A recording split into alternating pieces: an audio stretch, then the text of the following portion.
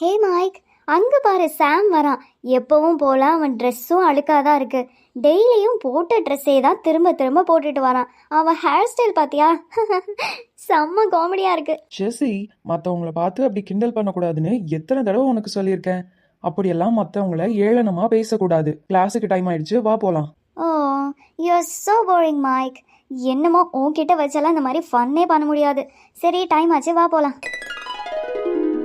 ஒரு வழியா lunch break விட்டுட்டாங்க. ஆமா மைக், இன்னைக்கு நீ என்ன கொண்டு வந்திருக்க? நான் செஷ்வான் ஃப்ரைட் ரைஸும் ப்ரான் மஞ்சூரியனும் கொண்டு வந்திருக்கேன். நீ என்ன கொண்டு வந்திருக்க? நான் இன்னைக்கு சிக்கன் பிரியாணியும் பீஃப் கபாபும் கொண்டு வந்திருக்கேன். என்னோட ஃபேவரட் காம்போ. ஓ சூப்பர் ஜெஸ். ஆமா, சாம் எங்க? அவன் எப்போ பார்த்தாலும் ஆஃப்டர்நூன் தனியா கிளாஸ்லயே உட்காந்துக்கிறான். ஏன் கீழே கேன்டீன் வர்றதில்ல? ஓ, இந்த விஷயம் உனக்கு தெரியாதா? சாம் என்னைக்கு தான் ஆஃப்டர்நூன் லஞ்ச் கொண்டு வந்திருக்கான். ஒரே ஒரு நாள் எடுத்துகிட்டு வந்திருந்தான். அதுவும் பழைய சாதம். அதில் தயிரோ எதையோ ஊற்றி வச்சிருந்தான். அதை திறந்ததும் ஸ்மெல்லே தாங்கலை.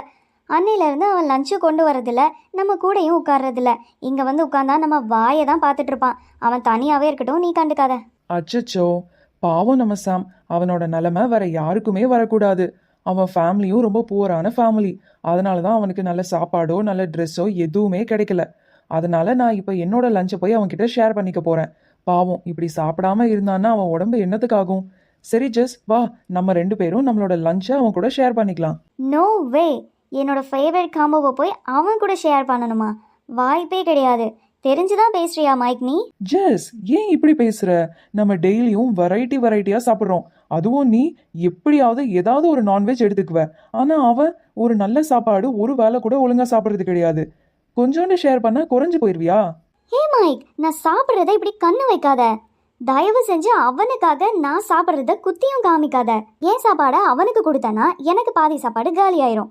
அப்போ நான் எங்கே போவேன்? நான் ஒழுங்காக சாப்பிட்லன்னா எனக்கு ஹெல்த் இஷ்யூஸ் வரும். If you want you can share with him, but நீ என்ன கொடுக்கணும்னு சொல்லி ஃபோர்ஸ் பண்ண முடியாது. என்னமோ ஜெஸ், உன்கிட்ட சொல்லி என்னால் புரிய வைக்க முடியாது. இவனை நம்பி இவன் கூட உட்காந்தா என்னையே கழட்டி விட்டுட்டு போறானா? என்ன பண்ணுறது? இன்னைக்கு நான் தனியாக உட்காந்து சாப்பிட முடியாது. யாரு கூட உட்காந்து சாப்பிட்லாம்? சரி, ஸ்ரேயா பக்கத்தில் போய் உட்காரலாம். ஐயோ அம்மா, என்னோட ஃபேவரட் காம்போ லஞ்ச் கீழே கொட்டி வீணா போச்சே. இப்போ நான் என்ன பண்ணுவேன்? எதுக்காக எல்லாரும் என்னை பார்த்து இப்படி சிரிக்கிறாங்க? எனக்கு ரொம்ப கஷ்டமா இருக்கு. Hey Sam. Hi Mike. சொல்லு, என்ன விஷயம்? நீ பசியா இருக்க தானே சாம்? எப்போவுமே நீ லஞ்சும் கொண்டு வரதில்ல, எங்க கூட கீழேயும் வரதில்ல. அதனால தான் என் லஞ்சை உன் கூட ஷேர் பண்ணுறதுக்காக நான் மேலே வந்துட்டேன். நிஜமாவா மைக்? Thank you mic. எனக்கு ரொம்பவே பசியாக இருந்துச்சு. ஆனால் எனக்கு சாப்பிட்றதுக்கு தான் லஞ்ச் இல்லை. பட் இப்போ நீ கொண்டு வந்திருக்க. ரொம்ப ரொம்ப தேங்க்ஸ் மைக். ஆமாம் சாம், அது மட்டும் இல்லாமல் நாளையிலேருந்து நான் 2 டிஃபன் பாக்ஸ் கொண்டு வரேன். ஒன்று உனக்கு, இன்னொன்று எனக்கு. இனிமேல் நீ ஆஃப்டர்நூன் பட்னியாக இருக்க வேண்டிய அவசியம் இல்லை.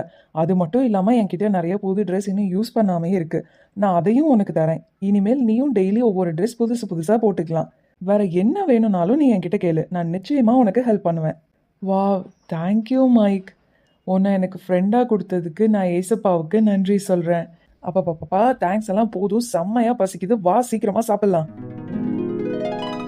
ஹே ஜெஸ், என்னாச்சு? ஏன் உட்காந்து இங்கே அழுதுட்டு இருக்க? எல்லாம் உன்னாலதான். நீ மட்டும் லஞ்ச் பீரியட் என்னை தனியாக விட்டுட்டு போகலன்னா இப்படி நடந்திருக்காது. நீ என்னை விட்டுட்டு போனதுக்கப்புறம் நான் லஞ்சை ஃப்ரெண்டு கூட உட்காந்து சாப்பிட்லான்னு எந்திரிச்சு போகும்போது கை தடுக்கி நான் டிஃபன் பாக்ஸை கீழே போட்டுட்டேன். நான் கீழே போட்ட உடனே எல்லாருமே என்னை பார்த்து சிரிக்க ஆரம்பிச்சிட்டாங்க. எல்லாரும் என்னை பார்த்து சிரிக்கும் போது எனக்கு ரொம்ப கஷ்டமாக இருந்துச்சு தெரியுமா?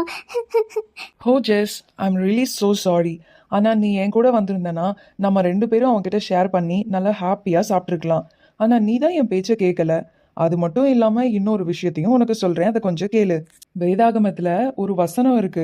மத்தேயு 22ஆம் அதிகாரம் 39ஆம் வசனத்தில், உன்னிடத்தில் நீ அன்பு கூறுவது போல பிறனிடத்திலும் அன்பு கூறுவாயாக அப்படின்னு சொல்லி ஒரு வசனம் இருக்கு. உன்கிட்ட எல்லாரும் அன்பா பேசணும்னு நீ ஆசைப்படுற. உன்னை பார்த்து யாரும் கேலி கிண்டல் பண்ணிடக்கூடாது. ஆனா நீ மட்டும் மற்றவங்களை பார்த்து கேலி கிண்டல் பண்ணலாம். வேதாகமம் சொல்ற மாதிரி உன்கிட்ட நீ அன்பு செலுத்துறது போல மற்றவங்க கிட்டையும் அந்த அன்பை செலுத்து. ஏசப்பாவே உனக்கு தேவையான மற்ற எல்லா அன்பையும் கொடுத்துருவாங்க. ஓ சாரி மைக், இவ்வளவு நாள் நான் மற்றவங்கள நிறைய கிண்டல் பண்ணியிருக்கேன். ஆனால் அவங்களுக்கும் இந்த மாதிரி கஷ்டமாக இருந்திருக்குங்கிறது நான் யோசிக்கவே இல்லை. இன்னைக்கு எனக்கு அப்படி நடந்ததுக்கப்புறம் தான் மற்றவங்களோட வலியே எனக்கு புரியுது. எப்போவுமே சுயநலமாக நான் நல்லா இருக்கணும், நான் ஹெல்த்தியாக இருக்கணும், எல்லாருக்கும் என்னை பிடிக்கணும், இதை மட்டும்தான் நான் யோசித்து வாழ்ந்துட்டு இருந்தேன். ஆனால் இன்னைக்கு நீ வேத வசனத்தை எனக்கு கற்றுக் கொடுக்கும்போது ஏசப்பா சொல்கிற மாதிரி நான் என்கிட்ட எந்த அளவுக்கு அன்பு செலுத்துறேனோ மற்றவங்க கிட்டேயும் அந்த அளவுக்கு அன்பு செலுத்தி வாழ போகிறேன். ரொம்ப தேங்க்ஸ் மைக். எஸ் குட்டீஸ், இன்னைக்கு நீங்கள் எல்லாருமே ஒரு விஷயத்த நல்லா கற்றுக்கிட்டு இருந்திருப்பீங்கன்னு நம்புகிறேன். ஆமாம் குட்டீஸ், இவ்வளவு நாள் நான் எல்லாரையுமே கிண்டல் பண்ணிட்டு இருந்தேன். எப்போவுமே சுயநலமாக நான் நல்லா இருக்கணும், நான் ஹெல்த்தியாக இருக்கணும், எல்லாருக்குமே என்னை பிடிக்கணும், இப்படி தான் நான் நினச்சிட்டு இருந்தேன். மற்றவங்க என்னை கிண்டல் பண்ணும்போது தான் அந்த விஷயம் எனக்கு நல்லாவே புரிஞ்சுது. இன்னைக்கு நீங்களும் என்ன மாதிரி எல்லாரையும் கிண்டல் பண்ணிட்டு இருக்கீங்களா? சுயநலமாக நான் மட்டும்தான் நல்லா இருக்கணும், எல்லாருக்கும் என்ன பிடிக்கணும் அப்படின்னு உங்கள் மேலே மட்டும் அன்பு செலுத்திட்டு இருக்கீங்களா? அது ரொம்ப ரொம்ப தப்பு குட்டீஸ். உங்கள் ஃப்ரெண்ட்ஸ் யாருக்காவது உதவி தேவைப்பட்டாலோ அன்பு தேவைப்பட்டாலோ, நிறைய பேர் கஷ்டப்பட்டவங்க நம்மளை சுற்றியே இருப்பாங்க. ஆனால் அவங்களுக்கு எந்த ஹெல்ப்பும் பண்ணாமல் சுயநலமாக வாழ்கிறத இன்னையோட விட்டுருங்க. வேதவசனம் சொல்கிறத நல்லா ஞாபகம் வச்சுக்கோங்க. உங்களிடத்துல நீங்கள் அன்பு செலுத்துகிற மாதிரி அந்த அன்பை பிற இடத்துலையும் செலுத்துங்க. அப்படி நீங்கள் செலுத்தும் போது ஏசப்பாவே உங்களுக்கு நிறைய அன்பு கொடுத்து ஏசப்பா நிச்சயமாக உங்களை ஆசீர்வதிப்பாங்க. தேங்க்யூ. God bless you.